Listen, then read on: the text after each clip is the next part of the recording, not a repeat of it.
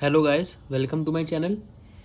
आज हम पढ़ेंगे कुछ इंपॉर्टेंट टॉपिक्स हैं। अगर जिस बच्चे ने पूरे साल कुछ नहीं पढ़ा बट अगर ये कुछ मेरे सुने क्वेश्चंस कर जाएगा तो मैं गारंटी कह रहा हूँ 40-50 नंबर तो वो इजीली ला सकता है। गारंटी कह रहा हूँ, अगर पूरे साल उसने कुछ नहीं पढ़ा तो चलो स्टार्ट करते हैं। यूनिट 1 आ रही है 10 मार्क्स की। 10 मार्क्स के अंदर तुम्हारा ये जो national income circular flow of income मतलब फर्स्ट से लेके 4th-5th चैप्टर तक तुम्हारा 10 नंबर का आ रहा है। इसमें से कुछ इंपॉर्टेंट क्वेश्चन तुम करके जाना जो बहुत सारे इंपॉर्टेंट है।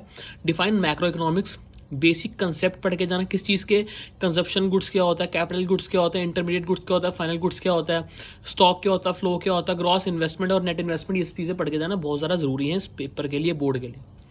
सर्कुलर फ्लो ऑफ इनकम की डेफिनेशन पढ़ के जाना क्या होती है, मेथड्स पढ़ के जाना, न्यूमेरिकल्स करके जाना सारे के सारे। किस चीज़ के, मेरी वीडियोस देख कर आओ, सारे न्यूमेरिकल्स करा रखे हैं नेशनल इनकम के अंदर, सारे इजीली मेथड्स में समझा रखे हैं। जैसे कि हो गया एक्सपेंडिचर मेथड, हो गया इनकम मेथड, हो गया वैल्यू एडेड मेथड, हो गया। पढ़ के जाना बहुत ज़्यादा जरूरी है और इंपॉर्टेंट है वो। और जीडीपी डिफलेटर, नॉमिनल रियल जीडीपी क्या होता है, कौन सा अच्छा होता है इन दोनों में से, ऐसे क्वेश्चन 10 नंबर में तुम्हारे बनकर गारंटी ही आएंगे। और इसी टॉपिक में से कुछ ना कुछ आएगा जरूर, कह रहा हूँ गारंटेड। अगला टॉपिक, अगला यूनिट देखो 6 नंबर की है, मनी बैंकिंग मिलाकर पूरा 6 नंबर का आ रहा है, जिसमें से मनी क्रिएशन मनी वीडियो बनी पड़ी है, वो जरूर देख कर आओ, जिसको क्रेडिट क्रिएशन के नाम से भी जानते हैं। नेट डिमांड डिपॉजिट क्या होता है, हेल्ड बाय कमर्शियल बैंक। ये इन्वेस्टमेंट मल्टीप्लायर तुम्हारे एडीएस के चैप्टर में से गलती से यहाँ लिख दिया मैंने, ज़्यादा ध्यान मत देना, अगले तो यूनिट के लिए इंपॉर्टेंट है। वैसे पढ़ लेना, इन्वेस्टमेंट मल्टीप्लायर की वीडियो बनी पड़ी है मेरी, देखना जरूर देखना। सेंट्रल बैंक के फंक्शंस पढ़ना, मतलब कि आरबीआई के फंक्शन पढ़ना क्या होते हैं, CRR, SLR, repo rate, reverse repo rate, open market operation, marginal requirement, ये सब चीज़ जरूर पढ़ना। 6 नंबर के लिए बहुत इंपॉर्टेंट चीज़ें हैं ये सब।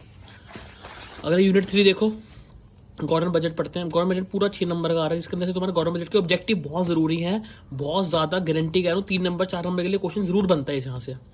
रेवेन्यू डेफिसिट क्या होता है, सॉरी रेवेन्यू रिसिप्ट क्या होता है, इसके फॉर्मूले पढ़ जाना। रेवेन्यू डेफिशिएट, फिजिकल डेफिशिएट हो गया, प्राइमरी डेफिशिएट हो गया, इनके फॉर्मूलेस पढ़ के जरूर जाना, क्योंकि पेपर में बहुत ज़्यादा इंपॉर्टेंट है।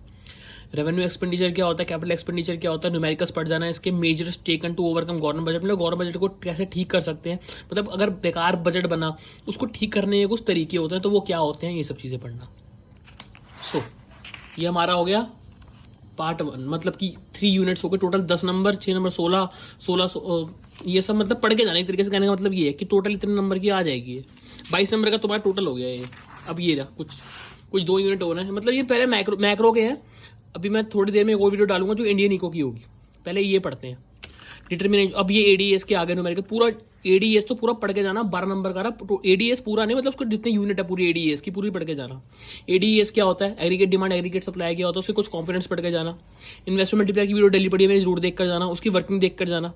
Meaning of full and involuntary employment क्या होता है, प्रॉब्लम ऑफ, ये तो बहुत ज़्यादा इंपॉर्टेंट क्वेश्चन है कि एक्सेस डिमांड और एक्सेस सप्लाई होता क्या है, इसको ठीक कैसे कर सकते हैं, इसकी वीडियो भी डालूंगा मैं कल परसों तक।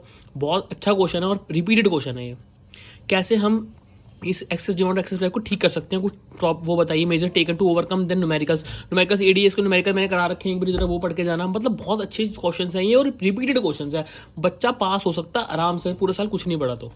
बीओपी आ गया, बीओपी में तुम्हारा 6 नंबर का फॉरेन एक्सचेंज और बीओपी मिलकर टोटल 6 नंबर का आ रहा है, मतलब 3 नंबर का ये चैप्टर, 3 नंबर का फॉरेन एक्सचेंज आ रहा है। मीनिंग एंड कंपोनेंट्स हो गए इसकी, बीओपी क्या होता है, उसके कुछ कंपोनेंट्स होते हैं वो पढ़ के जाना।